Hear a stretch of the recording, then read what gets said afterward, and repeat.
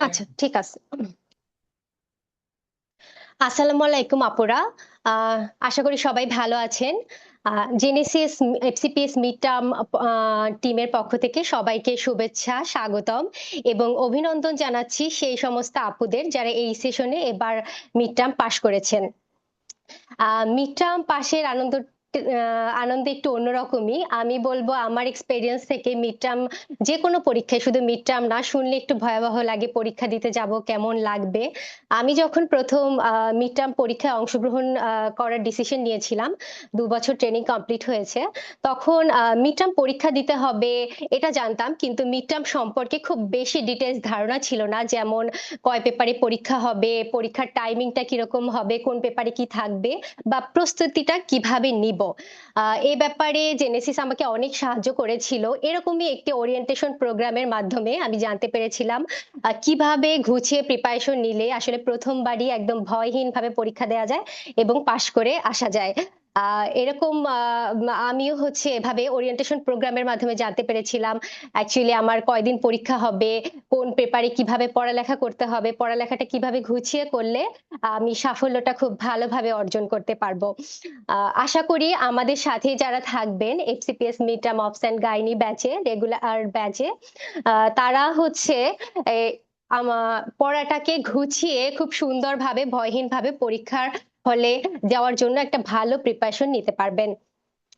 তো প্রথমে আমরা হচ্ছে এই সেশনে যারা আপুরা আমাদের এফসিপিএস মিড টার্ম পরীক্ষায় পাশ করেছে এবং সফলতা অর্জন করেছে, তাদের কাছ থেকে, তাদের মুখ থেকেই এরকম আমার মতো জেনেসিসের সাথে পথ চলা এবং তাদের পরীক্ষাটা কিভাবে সহজ হয়েছে, কিভাবে এবং তাদের ফিলিংসটা, আনন্দটা আমরা হচ্ছে শুনবো। প্রথমেই তা ফিলিং শেয়ারের জন্য অনুরোধ জানাবো ডাক্তার হাবিবা আক্তার আপুকে। আসসালামু আলাইকুম আপু, আমাকে শুনতে পাচ্ছেন? জি আপু, শোনা যাচ্ছে। আচ্ছা। আসসালামু আলাইকুম, অসংখ্য ধন্যবাদ ডক্টর পপি আপুকে, সাথে ধন্যবাদ জানাই জেনেসিস মিড টার্ম টিমকে, যারা এত সুন্দর একটা প্রোগ্রামে আমাকে কিছু বলার সুযোগ করে দিয়েছে। তো থ্যাংক ইউ সো মাচ। আমি doctor Habib Akter Smriti, FCPS part two trainee, recently জানুয়ারি সেশনে এফসিপিএস মিড টার্ম পাশ করেছি আলহামদুলিল্লাহ অপশন কাহিনীতে। তো আমি আমার জার্নিটা যদি ছোটভাবে শেয়ার করি জেনেসিসের সাথে, আমি জেনেসিসের একটা লং ব্যাচে ছিলাম। তো আমাদের আসলে মিড টার্ম পরীক্ষাটা এরকম একটা পরীক্ষা যে এটা মানে পার্ট ওয়ানের মতো না, আবার এফসিপিএস ফাইনালের মতো না, মানে দুইটার মাঝামাঝি একদম। আবার দেখা যায় কিছু কিছু ক্ষেত্রে ফাইনালের মতো, আবার কিছু কিছু ক্ষেত্রে দেখা যায় পার্ট ওয়ানের মতো। তো ব্যাপারটা হচ্ছে যে এই মাঝামাঝি জায়গায় কিন্তু আমাদের প্রিপারেশনটা বোঝা যায় না যে আসলে কি বিষয়ে বা কিভাবে প্রিপারেশন নিলে সবচেয়ে সুন্দর একটা প্রিপারেশন নেওয়া যায়, প্লাস হচ্ছে প্রথমবারেই পাশ করা যায়।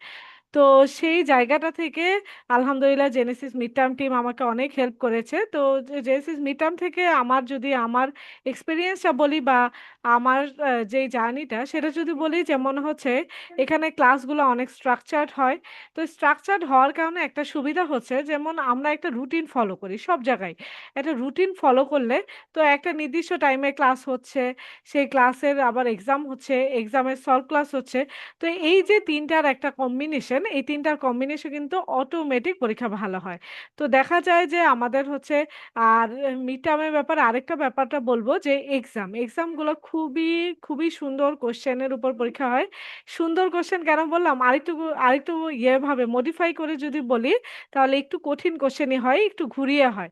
তো ঘুরিয়ে হওয়াতে যেই সুবিধাটা আমার জন্য হয়েছে, আমার কাছে মনে হচ্ছে যে মানে জেএসএস এ কোশ্চেনে যখন মানে পরীক্ষা বা যতটুকু পরীক্ষা দিতে পেরেছি, তো তখন আমার মনে হচ্ছে যে কোশ্চেনগুলো মোটামুটি একটু অনেক স্ট্যান্ডার্ড, প্লাস হচ্ছে একটু কঠিন হচ্ছে। তো সেই জায়গাটা থেকে এই ব্যাপারটা যখন ওরিয়েন্টেড হয়ে গিয়েছি, যখন আমি মানে ফাইনালি মিড টার্ম পরীক্ষায় বসেছি, তখন কিন্তু মিড টার্মের কোশ্চেন আমার কাছে মনে হয়েছে যে জেনেসিস এর তুলনায় সহজই হয়েছে।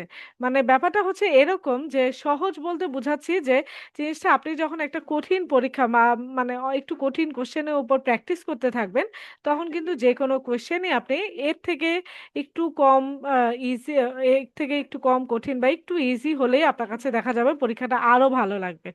আর এসবি এর ব্যাপারটা যদি বলি, যেমন এসবি এটা একদম একদম মানে এসবিএ এর ব্যাপারটা হচ্ছে যেহেতু আমাদের মিড টার্মে হচ্ছে এসবিএ প্লাস হচ্ছে এসএ কিউ দুইটাই আছে। তো এসবিএ তো আমরা হচ্ছে সেই যে পার্ট ওয়ানে প্র্যাকটিস করেছি তারপরে 2 বছরের কোনো প্র্যাকটিসই নেই। তো এই প্র্যাকটিসটাও কিন্তু ধরে রাখতে হবে।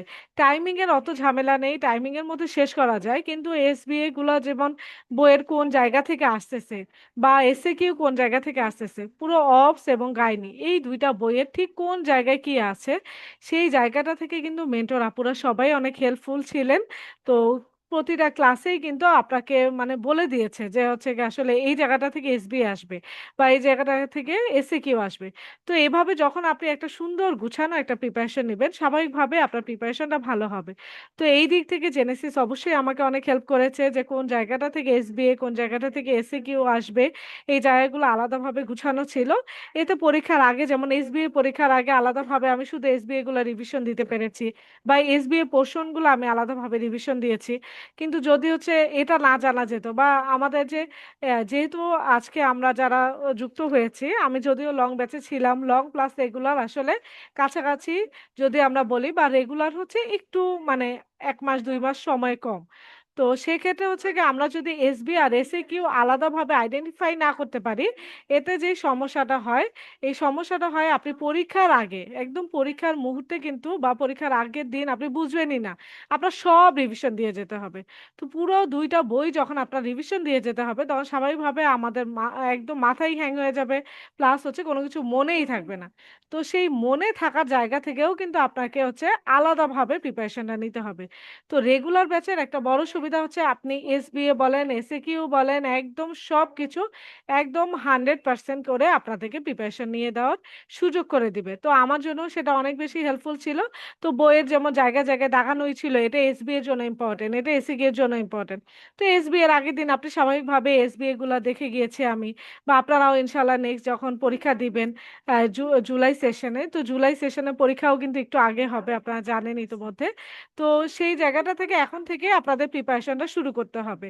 তো আমার আমার আপনাদের জন্য পরামর্শ থাকবে যে এখন থেকেই প্রিপারেশন শুরু করেন। আর আমার হচ্ছে এই গুছানো প্রিপারেশনটা আমার কাছে খুব হেল্পফুল ছিল।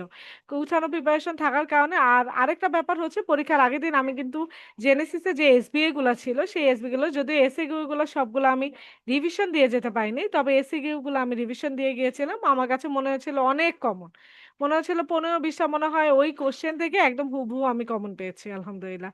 তো এই জন্য আপনারা হচ্ছে গিয়ে মানে ক্লাসগুলো তো করবেন, চেষ্টা করবেন ক্লাসগুলো করতে, প্লাস হচ্ছে এক্সামগুলো দিতে, অ্যাটলিস্ট এক্সামের সলভগুলো করবেন। মানে যদি এক্সাম নাও মানে অবশ্যই দেওয়ার আহ্বান জানাবো, তবে নাও করতে পারলে অবশ্যই সলভটা করলে আমাদের সুবিধা হয় কি ওই যে কিভাবে লিখতে হয়। আর মিড টার্মে কিন্তু একটা বড় জিনিস হচ্ছে টাইমের ম্যানেজমেন্ট।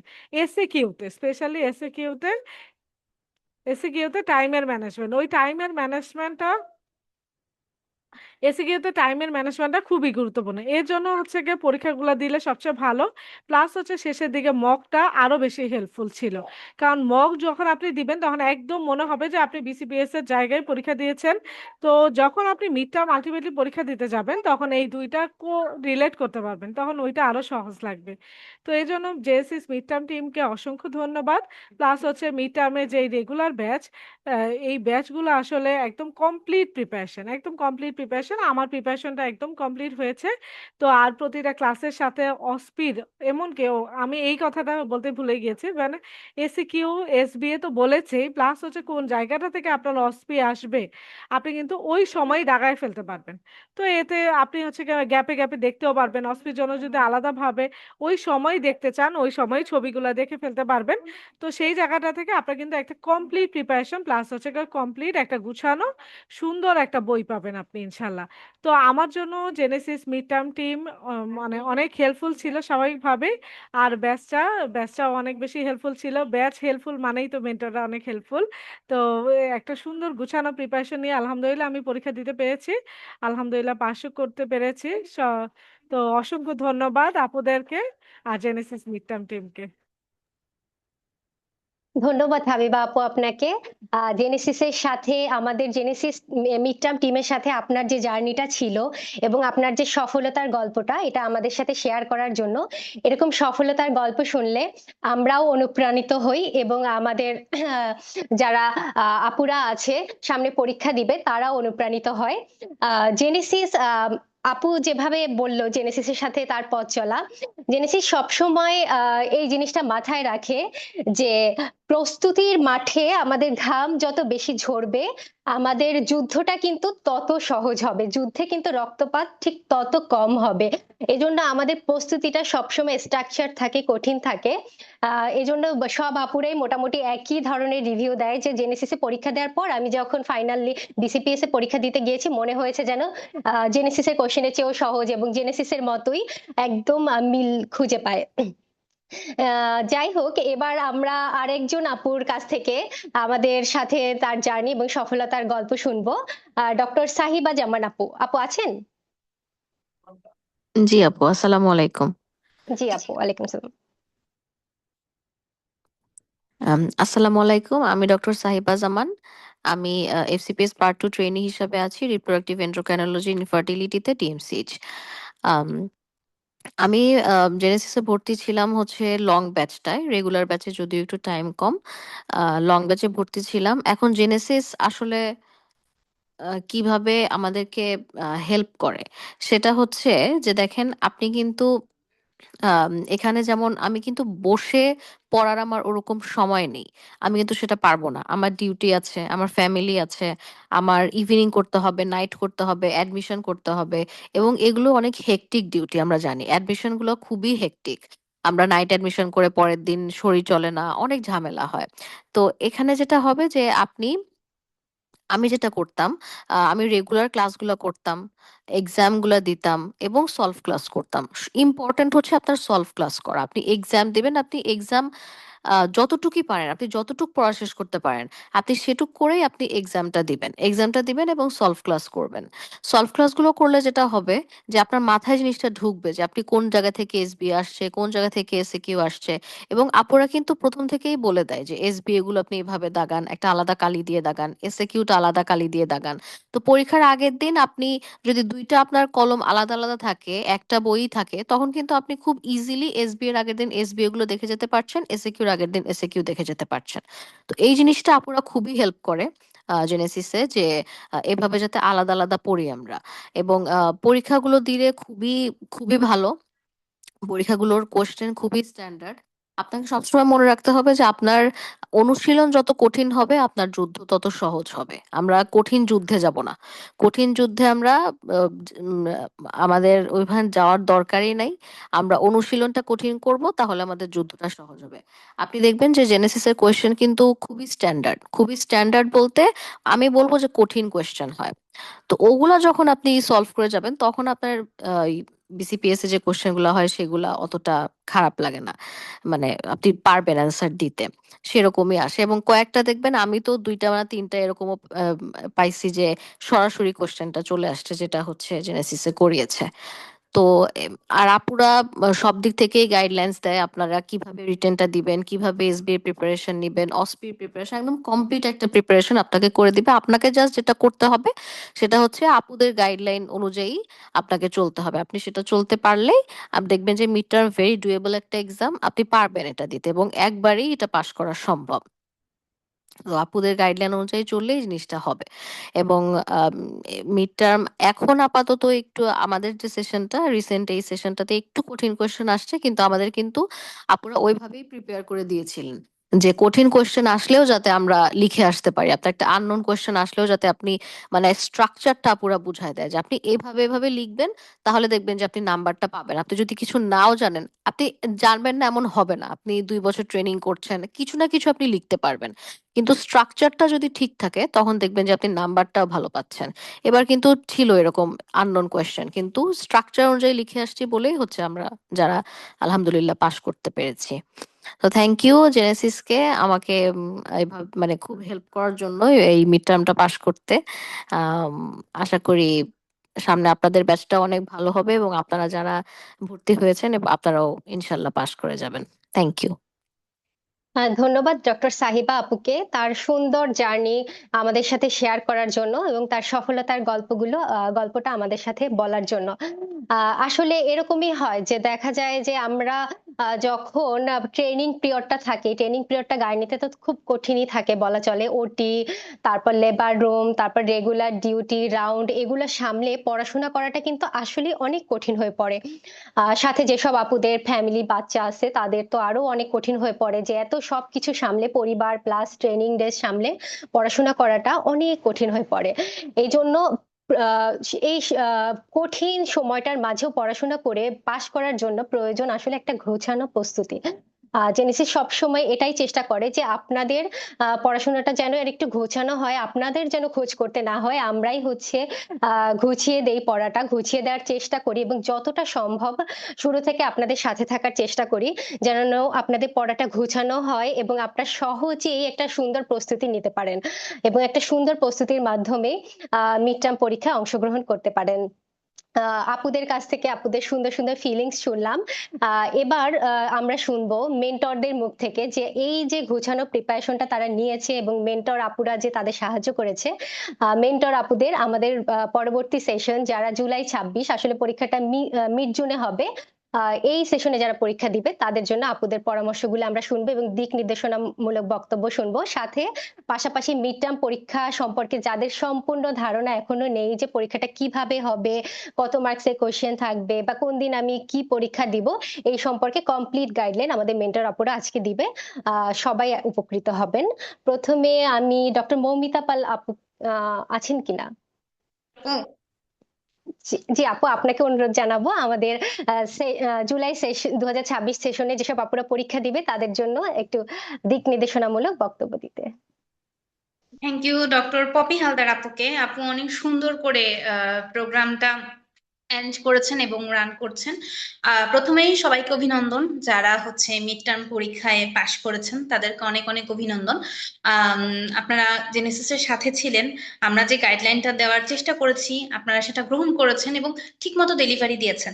এইটার কারণেই আমরা সবাই মিলে আজকে এত সুন্দর একটা রেজাল্টে আমরা আসতে পেরেছি। এখন আমি কথা বলি হলো মিড টার্ম নিয়ে। মিড টার্মে ওনারা তো অলরেডি আপনাদেরকে বলেই দিয়েছে যে কেমনে করে কি পড়তে হবে, কিন্তু আমি আসি হচ্ছে পরীক্ষার টাইপ নিয়ে, যে মিড টার্ম পরীক্ষার পার্টটা নিয়ে। এখন আসেন যে মিড টার্ম, হ্যাঁ, এটার মধ্যে এসবিএ পার্ট থাকে, এসিকিউ পার্ট থাকে।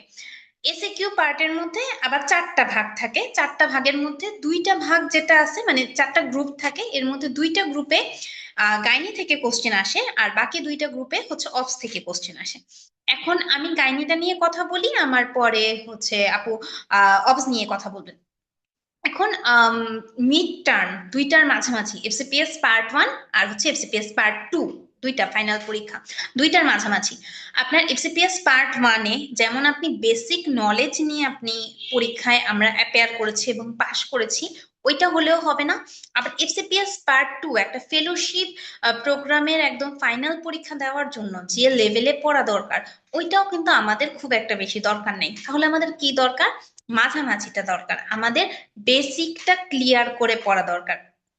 তো আমরা এবার দেখেছি, এবার কিন্তু গতবার গুলার তুলনায় এবার বেশ কোশ্চেন কঠিন এসেছে এবং মোটামুটি এবার হচ্ছে অনেকেই আছেন যে যাদের এক্সাম খারাপ হয়েছে। কিন্তু জেনেসিসে আমরা কি চেষ্টা করেছি, জেনেসিসের যারা জেনেসিসের সাথে যারা যুক্ত ছিলেন তারা কিন্তু বলেছেন যে আপু কোশ্চেন কঠিন হয়েছে কিন্তু পেরেছি।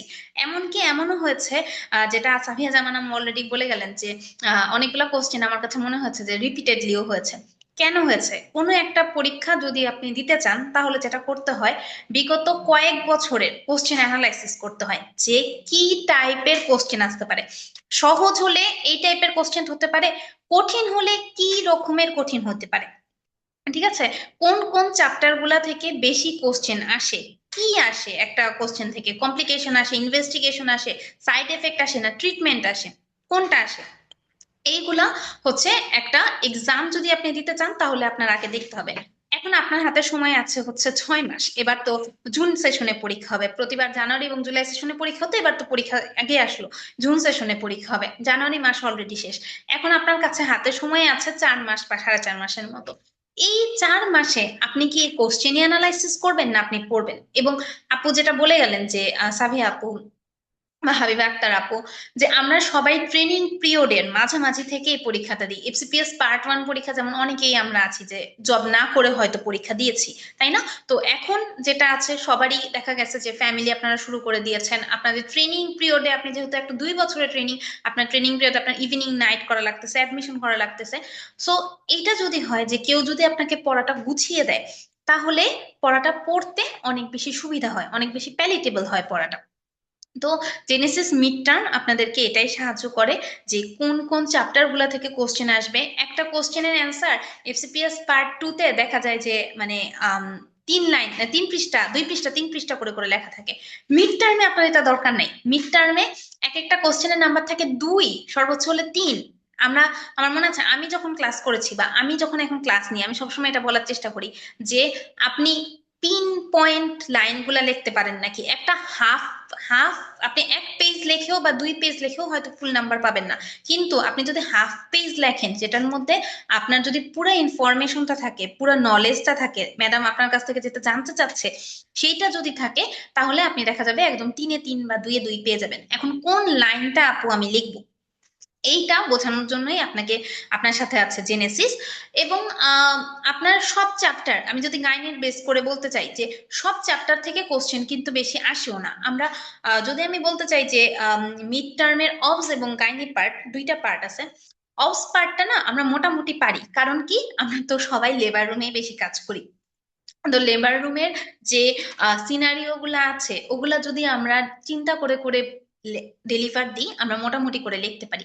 বাট গাইনিতে যে প্রবলেমটা হয়, গাইনি কিন্তু পেশেন্ট সরাসরি আমরা ডিল করি না, আমরা পেশেন্ট প্রিপেয়ার করে দিই, ম্যাডামরা ওটি করেন বা এরকম জিনিসগুলো হয়। তো সেই ক্ষেত্রে হচ্ছে গাইনি পার্টটা আমাদের সবার জন্য একটু কঠিন হয়ে যায়। এবং যেটা আরেকটা কথা যে আপু কোন কোন চ্যাপ্টার পড়বো, যে কোন চ্যাপ্টারটা আমার জন্য ইম্পর্টেন্ট, মিড টার্মের জন্য ইম্পর্টেন্ট, কোন চ্যাপ্টারটা মিড টার্মের জন্য ইম্পর্টেন্ট না।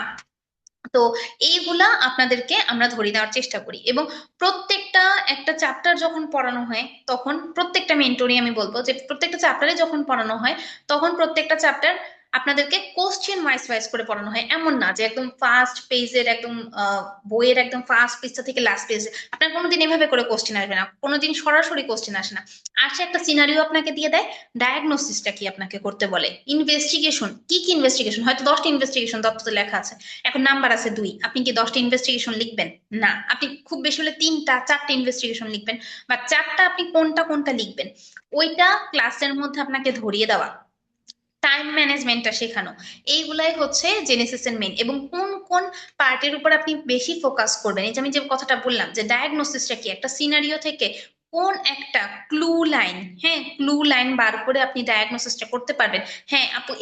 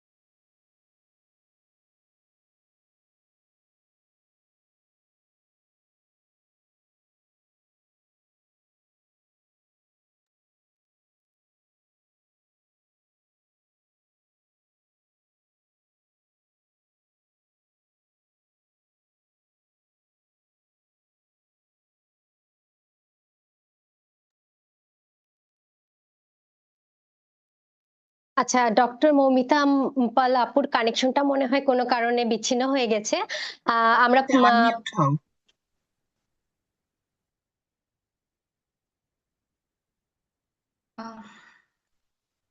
পপি আপু এখন কথা শোনা যাচ্ছে? হ্যাঁ আপু, এখন শোনা যাচ্ছে। আচ্ছা, সরি, আমার ইন্টারনেটে একটুখানি সমস্যা হচ্ছিল, আমি sorry for that.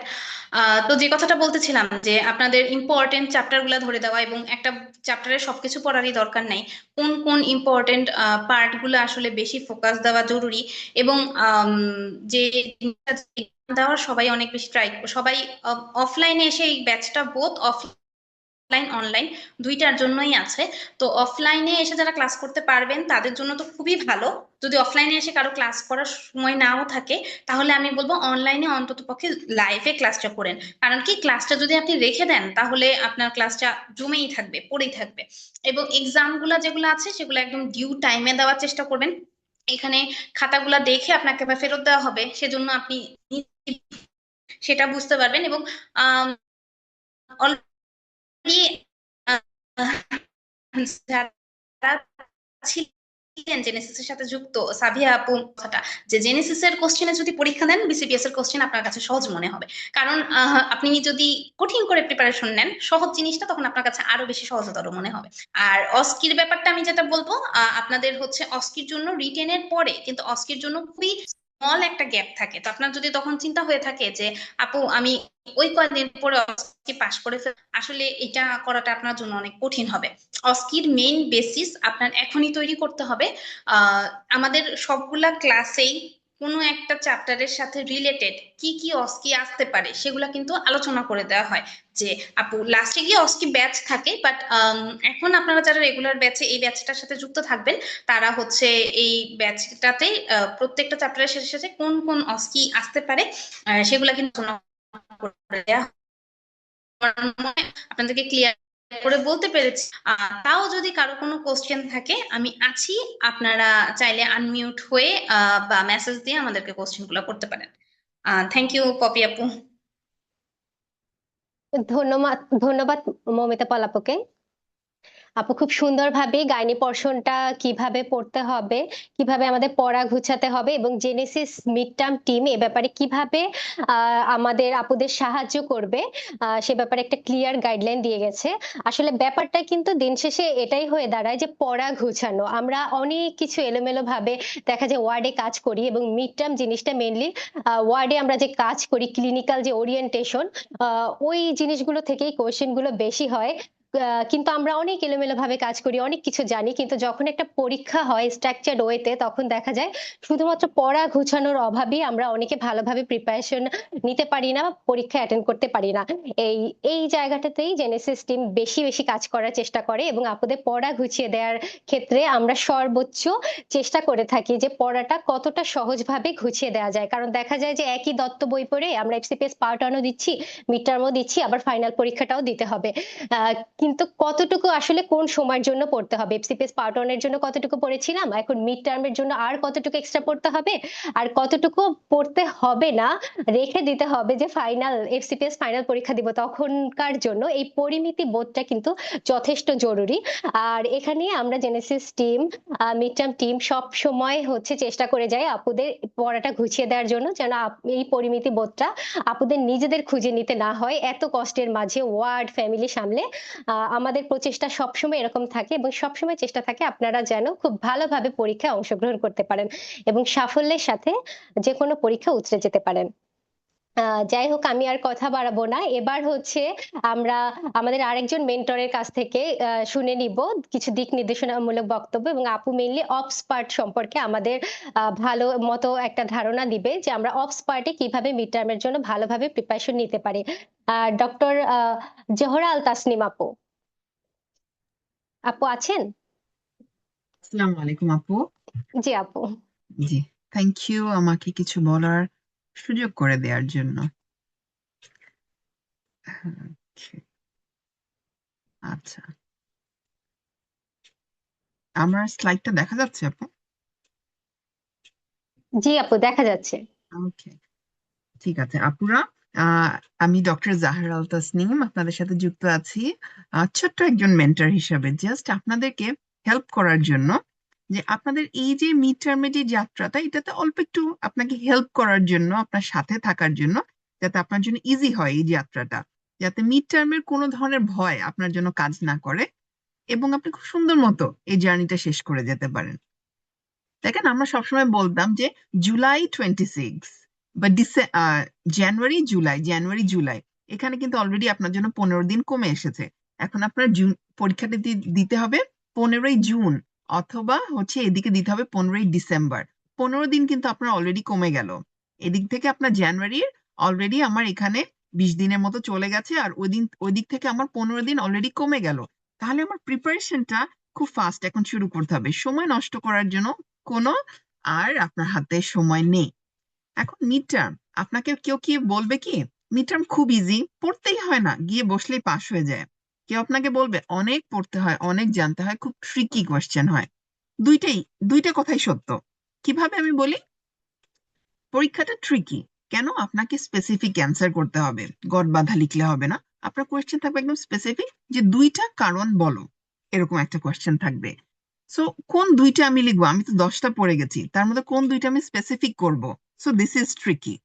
R easy কিভাবে, যদি আপনার সাথে একটু গাইডলাইন থাকে, আর আপনি জানেন আমার কতটুকু পড়তে হবে এবং কোন স্পেসিফিক জিনিসটা আমার লিখতে হবে, এতটুকু যদি আপনি জেনে যান, তাহলে আপনার জন্য ইজি হয়ে যাবে। পরে কিন্তু সবাই, কিন্তু ট্রিকটা জানাটাই হচ্ছে আসল কাজ পাস করার জন্য।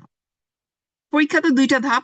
রিটেনের জন্য ফার্স্ট যে ধাপটা আপনাকে পার করতে হবে সিঙ্গেল বেস্টে আপনাকে 50টা অ্যান্সার দিতে হবে। সিঙ্গেল বেস্ট অলরেডি আপনি পার্ট 1-এ দিয়ে এসেছেন, আপনি কিছুটা ওরিয়েন্টেড আছেন। কিন্তু এখন যেটা হবে, এটা মোর ক্লিনিক্যাল বেসড হবে, সিনারিও দেয়া থাকবে। ওই সিনারিও দিয়ে আপনার ডায়াগনোসিস, অথবা ওই ডায়াগনোসিসের উপর ডিপেন্ড করে আপনি কি টেস্ট করবেন, কি কমপ্লিকেশনস হতে পারে, আরো কিভাবে ফলো আপ করবেন। মানে এখন ওয়ার্ডে যেভাবে কাজ করেন একদম ক্লিনিক্যাল বেসড আপনার পুরো কোয়েশ্চেন্স গুলো এরকম হয়ে যাবে। সিঙ্গেল বেস্টে না টাইম নিয়ে এত পারাপারি করতে হয় না, আপনার কাছে যথেষ্ট থাকে, মাথা ঠান্ডা করে আপনি অ্যান্সার দিবেন। সবগুলি আপনার কারেক্ট অ্যান্সার, ওই কারেক্ট অ্যান্সার গুলোর মধ্যে কোনটা একদম বেস্ট আপনি এটা খুঁজে বের করবেন, আপনি অ্যান্সার দিবেন। আপনি ওয়ার্ডে যেভাবে কাজ করছেন, আর আপনি এখান থেকে বইয়ের সাথে আপনার যেভাবে বন্ধুত্ব গড়ে উঠবে, তাতে আপনার সিঙ্গেল বেস্ট গুলো আপনার জন্য খুঁজে বের করা কারেক্ট অ্যান্সারটা আপনার জন্য কোনো ব্যাপারই হবে না, বিকজ ইউ আর ওরিয়েন্টেড। এখন আসি এসএকিউতে। এসএকিউ হচ্ছে 3 ঘন্টার একটা পরীক্ষা। সেই এমবিবিএস এর পর কিন্তু অনেক দিন হয়ে গেছে 3 ঘন্টা টানা লেখার একটা অভ্যাস নাই। আমরা এতদিন গোল্লা পূরণ করে সিঙ্গেল বেস দিয়ে মাল্টিপল চয়েস কোশ্চেন দিয়ে এতদিন পরীক্ষাগুলো দিয়ে আসছিলাম। এখন হচ্ছে 3 ঘন্টা পরীক্ষা লেখার একটা প্রিপারেশন নিতে হবে। তাহলে এই হাতের লেখার ওই স্পিডটা আবার নিয়ে আসতে হবে। এখন এই নিয়ে আসার জন্য কি করতে হবে, পড়তে হবে। এবং শুধু পড়লেই হবে না, কতটুকু আমি লিখবো, কতক্ষণের মধ্যে লিখবো, সেটার প্রিপারেশনটা এখন আনতে হবে। তার জন্য কি করতে হবে, বারবার পরীক্ষা দিতে হবে, কোনো পরীক্ষা বাদ দেওয়া যাবে না, পরীক্ষার সুযোগ আসলে পরীক্ষাটা দিতে হবে। অনেক সময় আমরা দেখা যায় সময়ের অভাবে দেই না, এটা করা যাবে না। এটা করলে আপনি ওই যে সময়ে ল্যাগ হয়ে যাবে আপনার, আপনি পারেন জিনিসটা কিন্তু আপনি লিখে আসতে পারবেন না। কেন দেখি প্রশ্নগুলো কিরকম থাকে। আপনার 4টা গ্রুপ থাকে, গ্রুপ 1 2 3 4। 1 2 থাকবে অবজের জন্য, আর 3 4 থাকবে আপনার গাইনির জন্য। এই যে গ্রুপ 1 2 বলছি, এই গ্রুপ 1 এর মধ্যেই থাকবে 5টা কোয়েশ্চেন, ABCDE। আবার এই এর মধ্যেই থাকবে 3টা স্টেম, সাব কোয়েশ্চেন থাকবে এরই 3টা।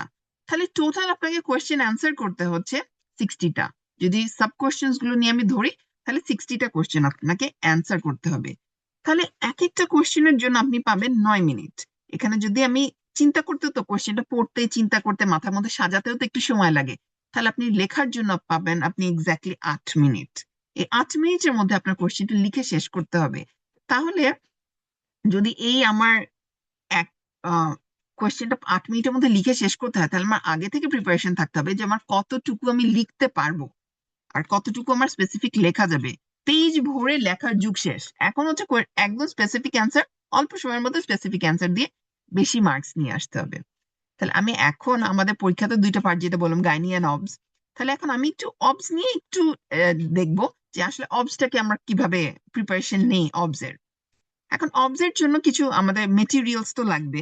এখন মেটেরিয়ালস এর জন্য আপনার একটা বই আপনার হাতে মাস্ট লাগবে, সেটা হচ্ছে দত্ত।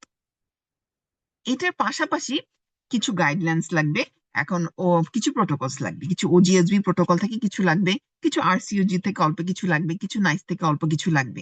এই যে অল্প কিছু, সেটার জন্য তো অনেক বই ঘাটতে হবে না, আপনার ঘাটতে হবে না। কেন, আপনার মেন্টররা বসেই আছে, কোথা থেকে কি আপডেটস লাগবে, কতটুকু লাগবে, এতটুকু আপনাকে বলে দেওয়ার জন্য। তাহলে আপনার হাতের কাছে রাখতে হবে অবস দত্তটা, সাথে রাখতে হবে, যেটা যে আপু বললো 2 রঙের একটা কলম রাখবেন। আপুরে আপনাকে বলতে থাকবে যে এই এই লাইনটা আপনার সিঙ্গেল বেস্টের জন্য, আর এটা হচ্ছে আপনার এসএকিউর জন্য। এসএকিউর জন্য যেটা আপনি তার পাশে লিখে ফেলবেন কোয়েশ্চেন, তাহলে আপনি বুঝবেন পড়ার সময় যে এইটা। আর সাথে ছোট একটা নোটবুক থাকবে, যেখানে নোটবুকের মধ্যে লেখা থাকবে মেন্টরের যে কোন গাইডলাইন থেকে কতটুকু লাগবে, অতটুকু জাস্ট আপনি ওই খাতার মধ্যে রাখবেন, লিখে রাখবেন। পরীক্ষার আগের দিন তাহলে আপনার কি লাগবে? পরীক্ষার আগের দিন আপনার এই অবস দত্ত বইটা লাগবে আর ছোট ওই নোট খাতাটা লাগবে।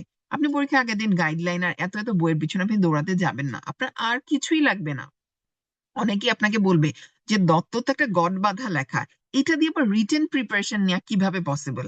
আপু, আপনার মেন্টর আপনাকে এটাই শিখাবে এখানে, যে এই বইটাকে আপনি প্যালেটেবল কিভাবে করে ফেলতে পারেন। এই বইটার দিকে আমি যখন এখন তাকাই, তখন আমি বইটা খোলার পরে আমার চোখে প্রশ্ন ভাসে। কিরকম? সাপোজ প্রমের যে ডেফিনেশনটা, এই ডেফিনেশনটা আপনার হয়ে যাবে সিনারিও। এই সিনারিওর পরে একটা কোয়েশ্চেন মার্ক থাকবে যে what is your diagnosis. So প্রমের আপনি ওই ডেফিনেশনটা আপনার হয়ে গেল সিনারিও। আপনার কিন্তু ডেফিনেশন ওইভাবে আর এখন মুখস্থ করতে হচ্ছে না। আপনার লাগবে হচ্ছে আপনি জানবেন জিনিসটা, সিনারিওটা থাকবে ডেফিনেশনটার মতো করে, এন্ড আপনি আপনার ডায়াগনোসিস লিখবেন, but this is my diagnosis. এর পরের প্যারাতে গিয়ে দেখবেন যে রিস্ক ফ্যাক্টর, তাহলে কোশ্চেন আসবে রিস্ক ফ্যাক্টর। এরপরে আসবে আপনি পেশেন্টটাকে ফলো আপ কিভাবে করবেন।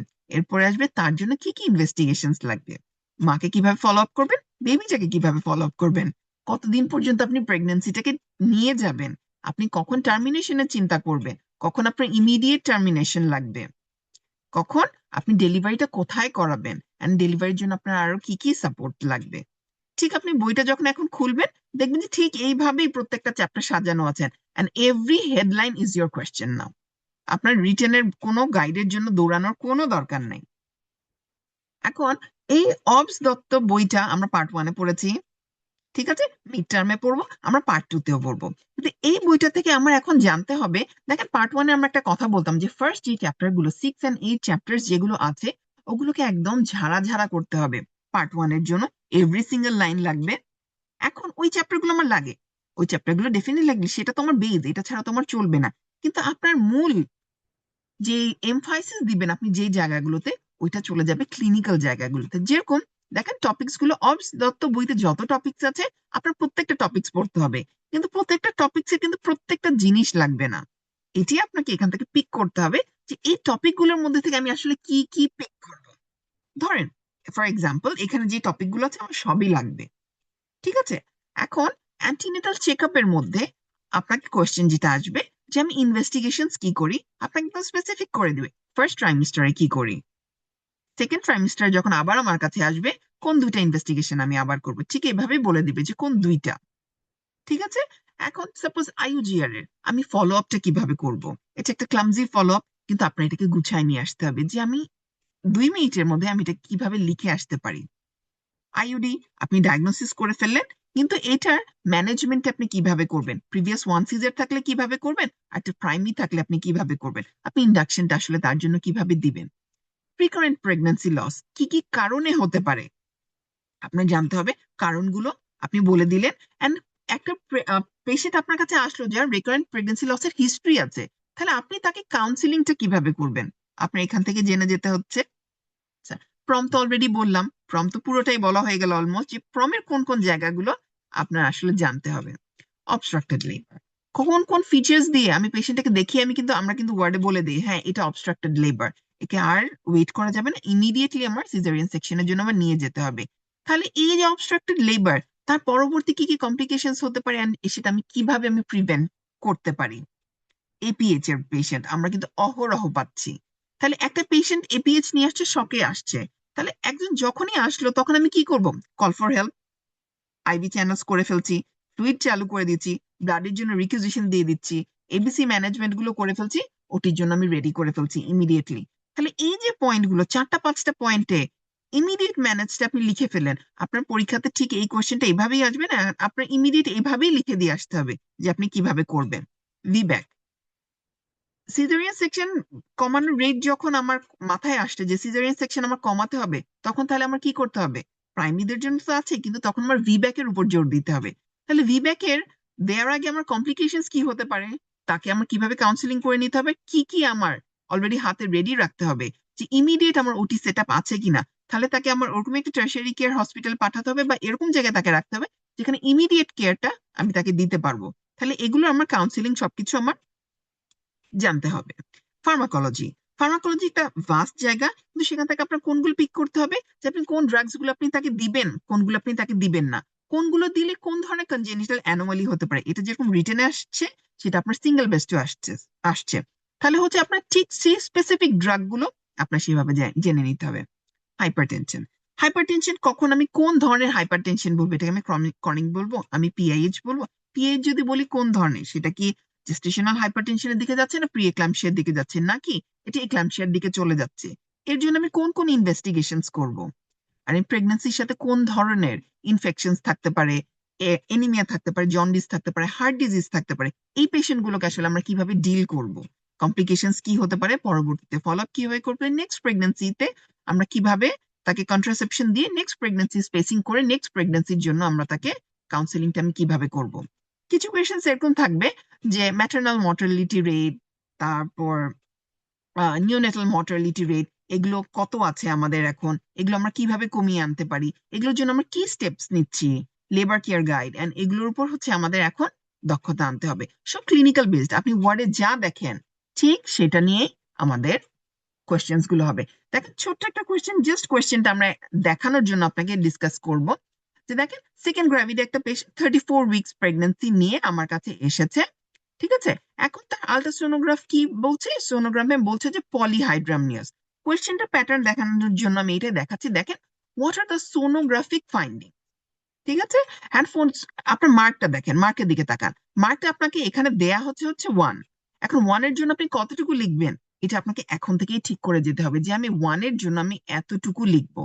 সেকেন্ড কোয়েশ্চেন দেখেন, what are the causes of polyhydramnios, একদম লিখে দিয়েছে যে আপনাকে 6 লিখতে হবে, 6টা কজই মেনশন করতে হবে, তার বেশিও না তার কমও না। 6টা পয়েন্টের জন্য আপনার মার্কস কত দিচ্ছে, 1.25, মানে এক একটা পয়েন্টের জন্য জাস্ট 0.25 করে। তাহলে এতটাই স্পেসিফিক হতে হবে আপনাকে। পরের কোয়েশ্চেনটা দেখেন যে কমপ্লিকেশনস অফ পলিহাইড্রামনিয়াস, এখানে 5 কজ মেনশন করতে হবে, আপনাকে একদম লিখে দিয়েছে 5 কজ। তাহলে আপনার কোন মোস্ট ইম্পর্টেন্ট 5 কজ সেটা আপনাকে তাহলে বের করে ফেলতে হবে। এটার জন্য মার্ক কত, 2.5, তাহলে এক একটার জন্য মার্কস আসছে 0.5 করে। এভরি পয়েন্ট আপনি লিখবেন সেটার জন্য 0.5 আর 0.25 করে মার্কস আসছে। তাহলে আপনার প্রিপারেশনটা ঠিক এইভাবেই সাজাতে হবে, মার্ক ওয়াইজ। আগের মতো অনেক বেশি লিখে ফেলবো, নো, একদম পয়েন্ট ওয়াইজ আপনাকে যেতে হবে। এটা গেল তো ফার্স্ট পার্টটা। এখন আপনি এটা যখনই আপনি পাশ করে ফেলবেন তখনই ঠিক তার দেখবেন 7 দিনের মধ্যে, 6, 7, 8 দিনের মধ্যে আপনার রেজাল্ট দিয়ে দিবে। রেজাল্ট দিয়ে ঠিক 1 কি 2 দিনের পরেই আপনার এই ক্লিনিক্যাল এক্সাম অস্কি আইওই তে অ্যাপিয়ার করতে হচ্ছে। এখন আপনি যদি শুধুমাত্র এই 5 মাস শুধুমাত্র রিটেনের প্রিপারেশন নেন, ওই 7 দিনের মধ্যে এই পুরোটা গুছিয়ে আনা আপনার জন্য ডিফিকাল্ট হবে। তো আপনার জন্য বেস্ট হবে, আপনাকে আমরাও এইভাবে গাইড করে যাব যে প্রত্যেকটা ক্লাসের সাথে ওই টপিকে কি কি স্ট্যাটিক কোয়েশ্চেন আসতে পারে অস্পিতে, কি প্রসিডিউর আসতে পারে, কি কাউন্সিলিং আসতে পারে, এই জিনিসগুলো আমরা আপনাকে বলে দিব যে এইটা অস্পির জন্য আসতে পারে, এইটা কাউন্সিলিং এর জন্য পড়ে ফেলবে। তাহলে এই দুইটা বইও, অস্পি কাউন্সিলিং এর বইটা আপনি সাথে রাখবেন। সেটা থেকে জাস্ট হচ্ছে আপনি পেজগুলো উল্টায় নিবেন যে আচ্ছা এখানে এই কোয়েশ্চেনটা আছে, এটা আমি দেখে নিলাম যে আমি কিভাবে এটা পড়বো। আপনি এটা একবার পড়ে ফেললেন, আপনি দাগিয়ে রাখলেন, তাহলে পরীক্ষার পরে ওই বইটা যখন আপনি দেখবেন আপনার জন্য খুব ইজি হবে। দেখেন অস্কিতে আপনার প্রসিডিউর থাকবে, কাউন্সিলিং থাকবে, কিছু স্পেসিমেন থাকবে অথবা স্পেসিমেনের ছবি থাকবে, ইনস্ট্রুমেন্ট থাকবে, পিকচার্স থাকবে, যে কোনো একটা ডিজিজ বা কন্ডিশনের, মোলার হোক আর হাইড্রোকেফালাস হোক, এরকম যে কোনো একটা পিকচার দিয়ে দিবে, সেটা থেকে আপনাকে 4টা 5টা কোয়েশ্চেন দিয়ে দিবে, যেটা কিন্তু আপনি অলরেডি এসএকিউর জন্য প্রিপারেশন নিচ্ছেন। তাহলে আপনি যদি জানেন যে এইটাই আমার অস্পিতে আসবে, তাহলে সেটার জন্য আপনি আরো প্রম্পট প্রিপারেশনটা নিতে পারবেন। কারণ অস্পিতে টাইম কিন্তু স্পেসিফিক, যে অতটুকু সময়ের মধ্যেই আমার লিখে পাশে যে বক্সটা থাকবে সেই বক্সের মধ্যে অস্পির অ্যান্সার শিটটা ফেলে দিয়ে আমার পরের স্টেশনে যেতে হবে। মানে হচ্ছে আমি কিন্তু এক্সট্রা কোনো টাইম পাবো না। রিটেনে এখানে একটু কম সময় হলো, আরেকটা জায়গা থেকে সময় এনে আমি একটু লিখে ফেললাম, একটা জায়গায় কম লিখলাম, একটা জায়গায় একটু বেশি লিখলাম, কিন্তু অস্পিতে কিন্তু আপনি অ্যান্সার শিটটা পাশের বক্সে ফেলে দিয়ে পরে স্টেশনে যাচ্ছেন, মানে ওই সময়ের পরে আপনি আর কোনো লেখার সময় পাচ্ছেন না। তাহলে আপনার ব্রেনের থটটাকে এত ফাস্ট আনতে হবে, এত ফাস্টই আপনাকে লিখতে হবে। সেখানে পার্টোগ্রাফ থাকতে পারে, লেবার কেয়ার গাইড থাকতে হবে, এই দুটোর মধ্যে থেকে একটা অবশ্যই পাবেন। তাহলে এখানে আপনাকে কোনটা শিখতে হবে, যে প্লটিংটা শিখতে হবে, অথবা একটা প্লট করে দেওয়া আছে সেটা আপনাকে রিড আউট করতে হবে। সিটিজি খুব ভালো জানতে হবে, ডপলার আলট্রাসোনোগ্রামের কিছু কিছু টপিকস আছে সেগুলো আমাকে খুব ভালো করে এখান থেকে আমার জেনে যেতে হবে, তাহলে এটার প্রিপারেশন আমার একই সাথে চলতে হবে। আরেকটা জিনিস আছে সেটা হচ্ছে আইওই। আইওই একটা নতুন টার্ম, বাট আইওই অলরেডি আপনি ফেস করে এসেছেন, এমবিবিএস এ আপনি ফেস করেছেন না, বক্স কোয়েশ্চেন্স, ঠিক এখানেও এরকমই হবে। আপনার সামনে একটা কোয়েশ্চেন দেওয়া থাকবে, আপনি সিনারিওটা পড়বেন, আর নেক্সট কোয়েশ্চেন গুলো ম্যাডামের হাতে থাকবে, ওখান থেকে ম্যাডাম আপনাকে কোয়েশ্চেন করবে যে what is your diagnosis, what is your management, what are the other complications, what are the risk factors, এরকম কিছু কোয়েশ্চেন্স ম্যাডামের হাতে থাকবে। সুবিধা হচ্ছে এটা, আপনাকে যে কোয়েশ্চেনটা করা হবে সেই কোয়েশ্চেনটা আপনার ফ্রেন্ডকে করা হবে, সো মার্কিংটা একদম এক্স্যাক্টলি হবে যে আপনার জন্য তার জন্য, সো ইভ্যালুয়েশনটা খুব ভালো হবে। এখন আমাদের এই রিটেন ব্যাচের সাথে স্ট্যাটিক্স এই যে জিনিসগুলো আছে এগুলো তো আমরা প্রিপারেশন একই সাথে আমরা নিয়ে যাব।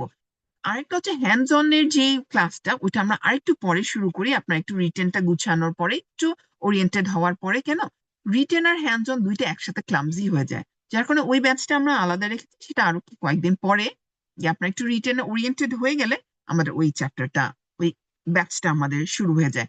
আর ফাইনাল এক্সামের পর তো আপনাদের একটা ক্রাশ কোর্স থাকছেই, কিন্তু আমি বলবো ক্রাশ কোর্সের জন্য ওয়েট না করে এখন থেকেই আপনাদের প্রিপারেশন নেওয়া উচিত। থ্যাংক ইউ, আশা করি আপনাদের কোনো কোয়েশ্চেন্স কোয়ারি থাকলে সলভ হয়েছে, আর যদি তারপরও কিছু কোয়ারি থাকে আপনারা এখনো করতে পারেন, এবং পরবর্তীতে আপনাদের কিছু লাগলে আমাদেরকে অলওয়েজ পাবেন। Thank you.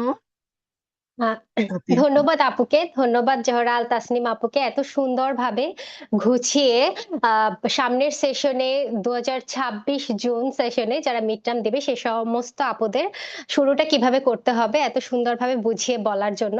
আশা করি যারা সামনের সেশনে মিড টার্ম দেবে আপুরা খুব সুন্দরভাবে বুঝতে পেরেছে এবং তাদের ভয়টা কিছুটা হলেও দূর হয়েছে, যে আমি জানি এখন শুরুটা কিভাবে করতে হবে, অর্থাৎ যাত্রাটা আমাদের শুরু হয়ে গেল। এরপর রেগুলার আমরা ক্লাস করার মাধ্যমে ধীরে ধীরে আরো প্রতিটা টপিক সম্পর্কে বিস্তারিত জানতে পারবো এবং পুরোপুরি আমাদের পরীক্ষা ভীতিটা আশা করি কাটাতে পারবো। কোনো আপুদের কি কোনো কোশ্চেন আছে আজকের ওরিয়েন্টেশন প্রোগ্রাম নিয়ে? আচ্ছা, কারো যদি কোনো কোশ্চেন না থাকে আমরা প্রোগ্রামটা এখানেই শেষ করে দিব।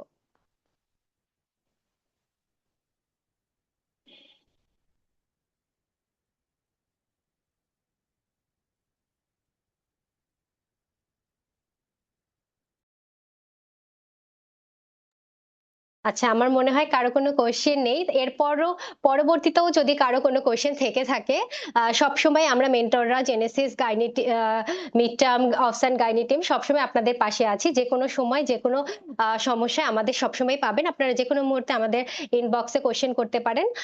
আমরা অবশ্যই আপনাদের সাথে থেকে কোশ্চেনগুলোর উত্তর দেওয়ার চেষ্টা করব। ধন্যবাদ সকলকে।